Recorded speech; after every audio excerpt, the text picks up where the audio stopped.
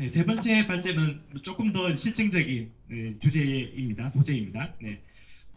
한류에 대한 소재이고요. 암과 끼어들음의 콘텐츠로서의 향유, 한류라고 하는 주제이고요. 세 번째 발표하실 재원재 교수님은 동국대학교 한류융합학술원에서 연구원으로 활동하시고 있으시고요. 네, 역시 동국대학교 사학과에서 네, 강의를 하시고 있습니다. 네, 파워포인트가 준비가 되면 네, 바로 박수로서 강연을 부탁드리도록 하겠습니다. 박수 부탁드리겠습니다.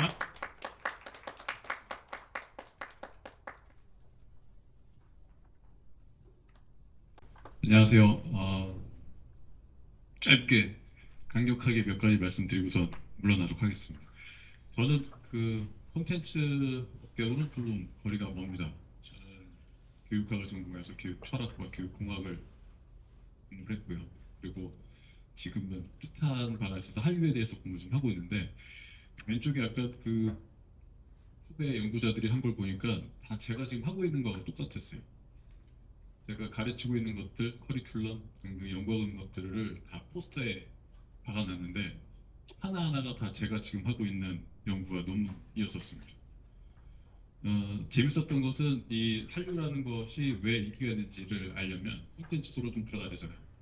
예, 콘텐츠 산업에 계시는 분들에게 몇 가지 조금 인사이트를 좀 드릴까 해서 이 자리를 좀 잡았고요. 우리나라 사람에 대해서 알지 못하면 콘텐츠를 잘 못 만들어요. 그리고 한류라는 것이 사실은 콘텐츠를 타고 넘어가는 거잖아요. 도대체 한류가 왜 인기가 있는가를 좀 따져보면 그거에 대한 근거 제시가 조금 있다고 하면 뭔가 조금 하시는 데 도움이 되지 않을까 싶어서 발제를 하게 되었습니다. 제목은 암과 끼어들미의 콘텐츠로서의 한일성인데요. 제가 한국인 연구만 20년입니다. 한국인이 연구를 하고 있어요. 도대체 한국인의 그 정서는 무엇이고 한국인이 만드는 컨텐츠는 왜 다른 나라에서 소위 말하는 먹힐까에 대한 이야기를 좀 해드리겠습니다. 한류의 심리는 곧 압니다 이렇게 얘기했는데요. 우리나라 사람들 굉장히 지적이죠. 굉장히 시험을 좋아하고 시험을 싫어한다고 말하지만 그거 다 거짓말입니다. 한국 사람은 시험 없이는 못 사는 사람들입니다. 독서 상품가에서 시작을 됐죠.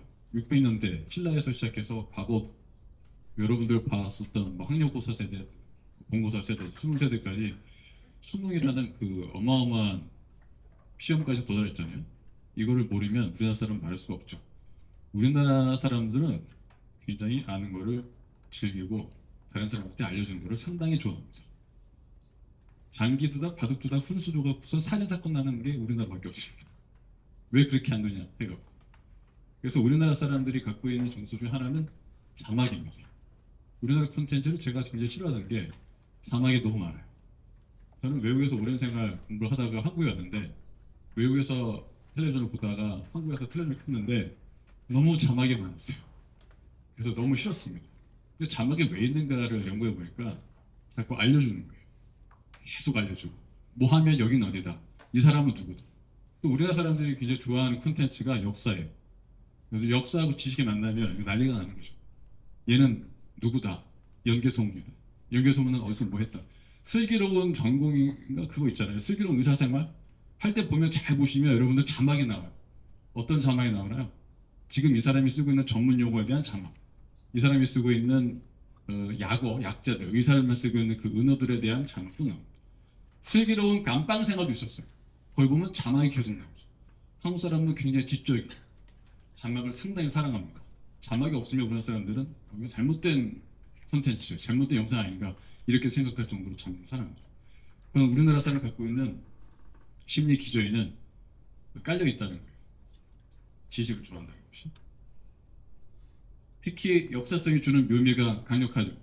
여기에 지금 제 선배 연구자들도 계시고 한데 응답하라 시리즈를 보면 알 수 있어요. 응답하라 시리즈를 동갑내기들하고 보면 재미가 없습니다. 응답하라 시리즈를 부모님하고 보면 부모님과의 소통이 드디어 시작이 돼요. 아, 저건 내가 아는 거야. 넌 모르지? 이러한 어떤 심적인 쾌감, 약간 지식이 주는 우월성을 강력하게 내뿜습니다. 역사 컨텐츠는 정말 많죠. 근데 너 강감찬의 본명이 뭔 줄 알아? 아버지가 붙습니다. 애가 몰라요. 아버지가 또 좋아합니다. 그러면서 또 상호 교류가 시작이 되죠. 여러분들이 그 좋아하시는 배우들 다 가명 쓰고 있잖아요. 근데 그거에 대해서 본명을 알고 있다. 그러면 나 혼자만의 뿌듯함을 갖습니다.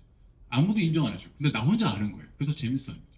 근데 이러한 정서가 계속 흘러가고 다른 나라까지 전파가 됩니다. 이 사람이 공유잖아요. 근데 저는 이 사람의 본명 알아요. 혹시 아는 분 계세요? 모르지. 나만 합니다. 굉장히 좋아합니다. 이 사람의 이름은 공지철입니다.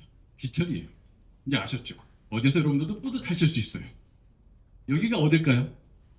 혹시 아시는 분? 요 배경이 주문지입니다. 여러분 모르셨죠? 저만 합니다. 좀 굉장히 재밌습니다. 그런데 이 주문지라는 곳이 또 뭘로 유명한지 아세요? 자, 강릉 출신 손 들어보세요. 강원도, 강릉. 이렇게 타고 나가는 거예요. 그러니까 사람들은 이걸 보면서 이 사람들의 대화라든가 이 사람의 극중 스토리만 좋아하는 게 아니라 배경에 깔리는 걸 상당히 좋아합니다.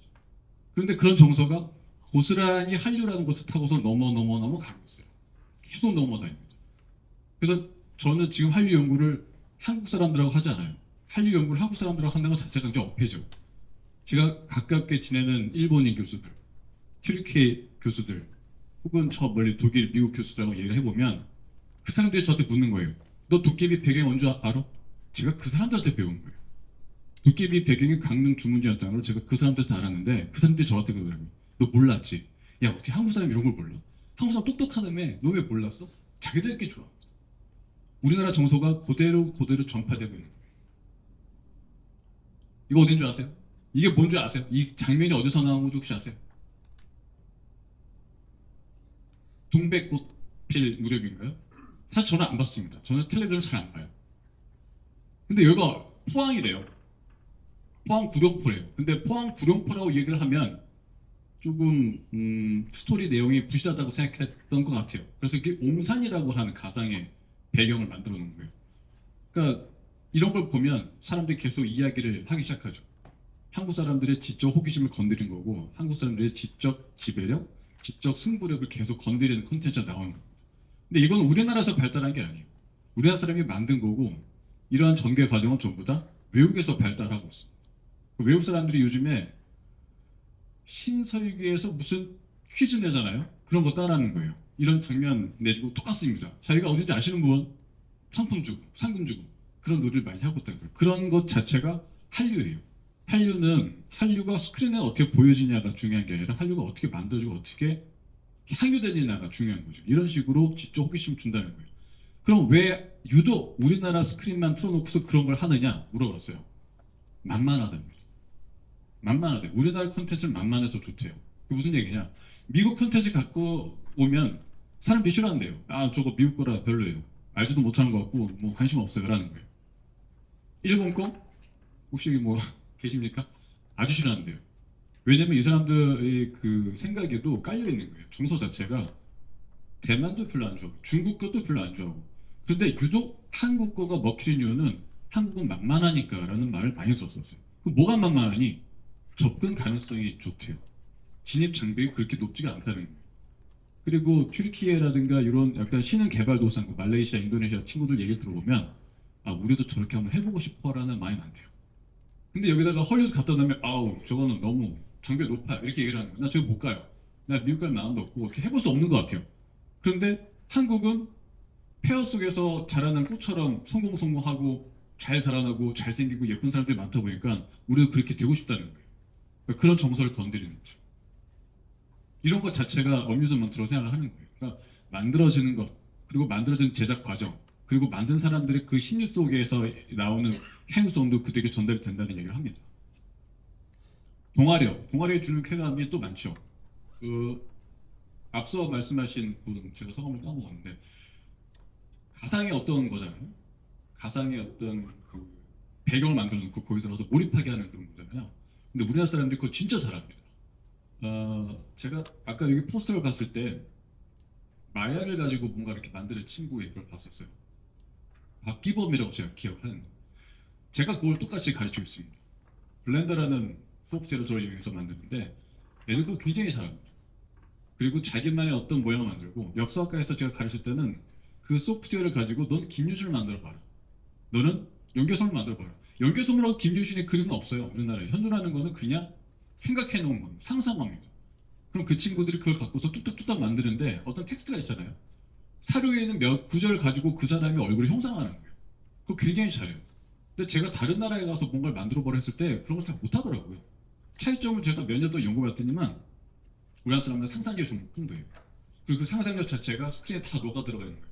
그러니까 여러분들은 다른 나라 거하고 우리나라 거의 콘텐츠를 비교하시는지 모르겠어요. 그런 연구를 하시는지 모르겠는데 제가 봤을 때 우리나라 사람들의 이 미적 감각이라든가 가상성이라든가 그 구현하는 그 양식은 세계 최고인 것 같아요. 블록버스터는 뭐 미국이 좀 최고겠죠.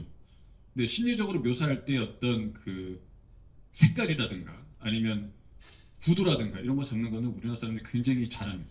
근데 뭐 제가 약간 그 썰을 좀 풀면 김홍도하고 신윤복까지 가는 그런 이야기인데요. 어떤 그런 민족적인 정서가 있습니다.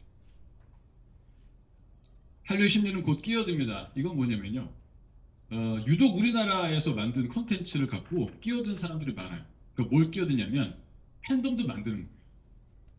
그런데 우리나라는 참 시운이 좋은 것 같아요. 지금 나오는 이런 가상이라든가 어떤 구현 기술 있잖아요. 만약에 이런 것이 한 50년 전에 나왔다 그랬으면 이미 세상은 뭐랄까 미류로 점령이 되었을 것 같아요. 미국 드라마 또 미국에서 나온 어떤 마이클 잭슨 같은 게 내 앞에 어떤 가장 내 손바닥에서 움직인다 그러면은 그래도 또 혹했었겠죠. 그런데 어떻게 하다 보니까 우리나라의 콘텐츠가 발달하는 요 시기가 AI가 등장하고 우리나라도 호기를 맞은 거예요. 콘텐츠를 만드는 사람 입장에서 즐기는 사람 입장에서 보면은 또 하나의 향유성을 줄 수 있는 거죠. 그 박기범이라는 친구가 여기 있군요. 미안합니다. 계속 이야기를 해서. 그래서 앞에 있는 게 더 낫네요. 만드는 거에 대한 재미를 저한테 말했어요. 저도 마찬가지예요. 저 만드는 거 굉장히 좋아합니다. 그리고 음악도 만들어보고 저는 그 교수이지만 예전에 가수로 데뷔도 했었고요. 음반도 만들어보고요. 노래도 만들어보고요. 근데 그때 그 어떤 작가적인 고뇌 그런 거는 요즘 좀 없는 것 같아요. 창작의 그런 기쁨은 있지만 창작의 고뇌가 없어서 이게 과연 뭐 재미가 있을까? 뭐 생각도 한번 해보긴 하는데 어쨌든 만드는 걸 참 좋아한단 말이에요. 만드는 거에 대한 기쁨이 나오고 그 만드는 거를 향해 가는 그 기쁨도 있잖아요. 그러니까 여러분들 제가 한 가지 예를 들어보면 만드는 거에 대한 기쁨을 즉각 받을 수 있다면 그건 정말로 재밌는 거예요. 저 뒤에 있는 그 카메라 있잖아요. 영상 카메라. 그 영상 카메라를 처음에 ENG 카메라를 이따만한 거 90mm 무반동종 같은 걸 들고 다녔었어요. 아시는 분은 아실 거예요. 얘는 방송국에서요. 근데 그게 점점점 진화되고 소니에서 지금 찍자마자 바로 볼 수 있는 화면을 만들었잖아요. 액정으로. 그 소니의 개발자가 그렇게 말한 거예요. 이거는 기록하려고 하는 게 아니라 만들자마자 돌려보기 때문에 재밌어 하는 거구나. 그래서 저런 걸 만든 거래요. 마찬가지예요. 우리가 뭐 만들잖아요. 근데 그 만드는 기술이 쫙 깔렸잖아요. AI 덕분에 너무 쉬워졌잖아요. 그래서 그걸 만들고 우리 몸속에 있는 한국인의 그 정서에 있는 어떤 가상성, 구현성이라든가 아니면 지적 호기심이라든가 이런 것들이 아주 절대적인 호기를 맞은 거예요. 그러니까 지금부터 제가 보기에는 저는 뭐 콘텐츠를 만들어서 하는 건 아니지만 한류를 연구하다 보니까 우리나라의 콘텐츠의 그런 모습이 자꾸 보여서 그런 건 훨씬 더 호기가 있을 것이다 생각합니다. 내가 직접 만드는 콘텐츠가 그런 거예요. 내가 팬을 예전에는 쫓아다녔는데 지금은 팬을 내가 있는 공간으로 불러들이죠. 나하고 뭐 팬덤을 만들 때 옛날에 뉴키존더 블럭이라는 그룹이 있었어요. 근데 그게 우리나라에서 잠시 공연했을 때 한 명이 앞서서 죽었어요. 너무나도 많이 다녀갔기 때문에. 근데 요즘에는 그런 일 별로 없죠. 뭐 돔 같은 데가 많이 만들어진 것도 사실이지만 팬이 굳이 그쪽으로 가지 않아도 되거든요. 팬이 있는 그 공간으로 자기가 좋아하는 스타일을 불러들일 수 있단 말이에요. 가성성, 분산성 이런 것들이 내가 직접 만든 콘텐츠를 만들어준 거죠. 대한민국은 제가 보기엔 모르겠어요. 다른 어떤 산업군은 모르겠지만 이 콘텐츠 산업에서는 굉장히 허기를 맞은 게 사실이에요. 내 삶에 끼어드는 한류 이건 뭐냐면요. 외국 사람들이 한류 없으면 못 살겠대요. 한류 콘텐츠 없으면 못 살겠대요. 무슨 얘기냐? 아이들을 데려다 줄 때 제가 튀르키예 갔을 때 일이었는데요. 시내버스에서 우리나라 노래가 나와요. 그 신기하죠. 옛날에 우리나라에서 뭐 미국 가수의 노래가 그냥 나왔던 것처럼 계속해서 나오는 거예요. 그러니까 이거는 못 버리는 거예요. 제가 봤을 때는 이게 이렇게 흘러 들어가서 그냥 단순히 콘텐츠로 그냥 증발돼 버린 게 아니고 우리나라 정서가 이 사람들 사이에 점점 퍼지고 있다는 걸 보여주는 거예요. 한류 심리와 행성 마지막인데요. 우리나라 사람들은 지적 호기심이 굉장히 출중하고 지적 추구력이 굉장히 강한 사람들이에요.